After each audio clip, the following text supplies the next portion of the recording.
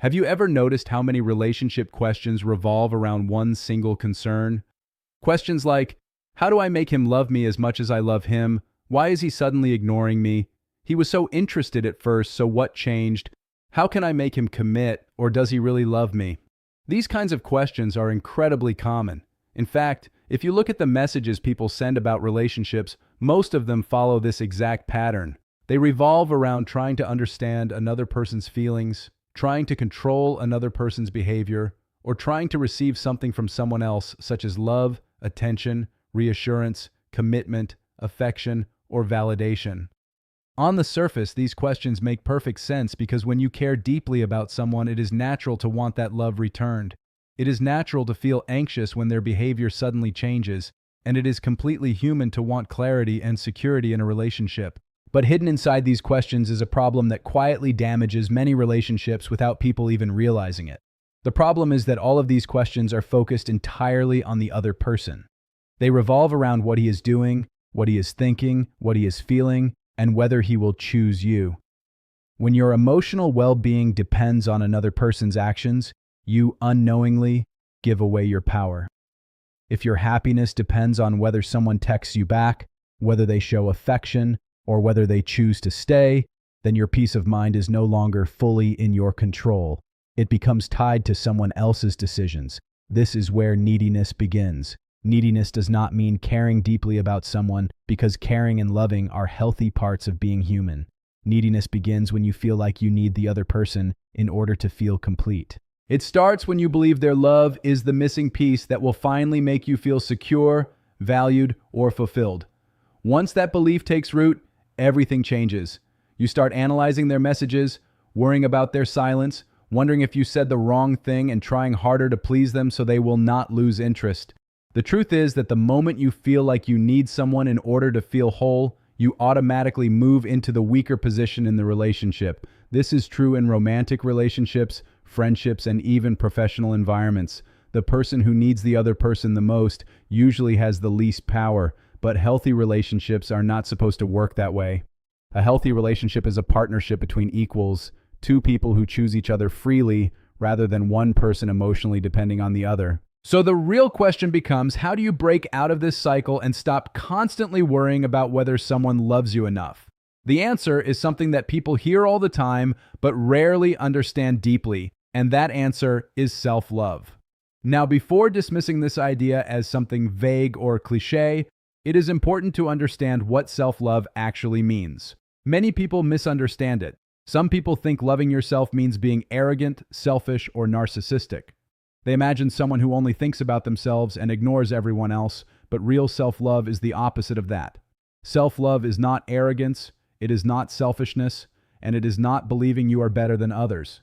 Self-love simply means treating yourself with the same care, respect, and compassion that you would give to someone you truly love. Think about a person you deeply care about, maybe a close friend or someone whose happiness matters to you. You would never want that person to stay in a relationship where they feel ignored or disrespected. You would never want them constantly worrying about whether they are good enough. You would never want them chasing someone who clearly is not investing the same effort. You would want them to feel confident, valued, and respected. Now imagine giving that same care and protection to yourself. That is self-love. It begins with a simple promise, a quiet decision you make within yourself. A vow that sounds something like this: from this moment forward, I will treat myself as someone I truly love. Once you make that decision, every choice in your life begins to pass through a powerful question, and that question is, if I truly loved myself, what would I do in this situation?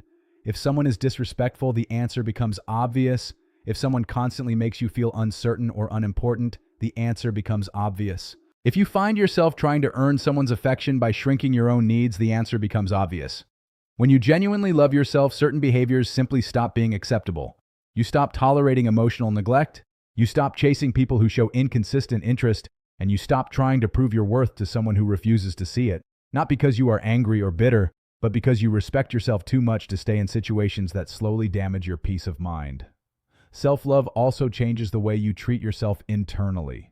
Many people are extremely harsh with themselves. They criticize every mistake, replay awkward moments in their mind, and judge their own flaws more harshly than they judge anyone else. Self-love replaces that harsh voice with compassion. It means forgiving yourself when you make mistakes and accepting that negative emotions are part of being human. Feeling insecure, sad, anxious, or uncertain sometimes does not make you weak. It simply makes you human. Self-love also means accepting your imperfections. Everyone has parts of themselves they feel slightly ashamed of, things they try to hide, or flaws they believe make them less lovable.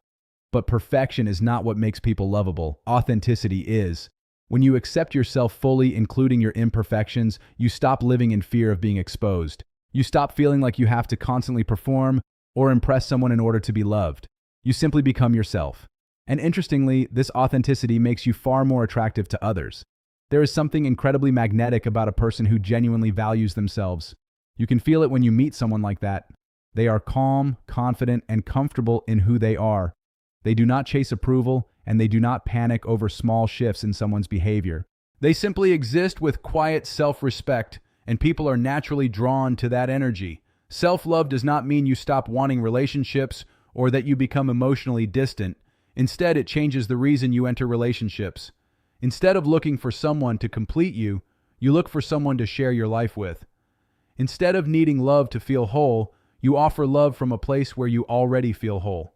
This changes everything about how you experience dating and relationships. You stop obsessing over where the relationship is going. You stop analyzing every message. You stop worrying that if one person leaves, your happiness will disappear with them. You begin to see relationships as something that adds joy to your life rather than something that defines your entire sense of worth.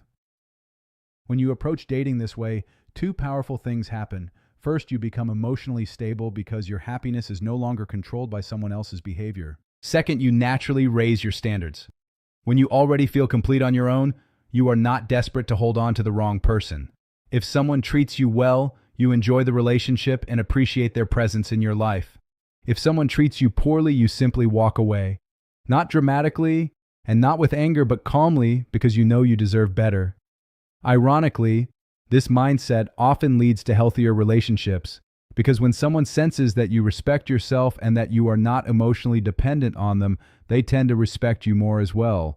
They realize that your presence in their life is a choice, not a necessity. This creates a balanced and healthy dynamic where both people are choosing each other freely. So the most important message to remember is this: the love you are searching for should never exist only outside of you. It must first exist within you.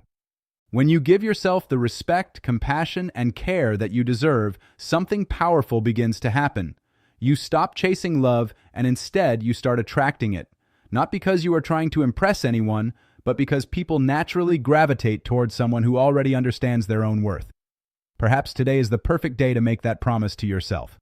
A quiet but powerful promise that from this moment forward, you will treat yourself like someone you truly love.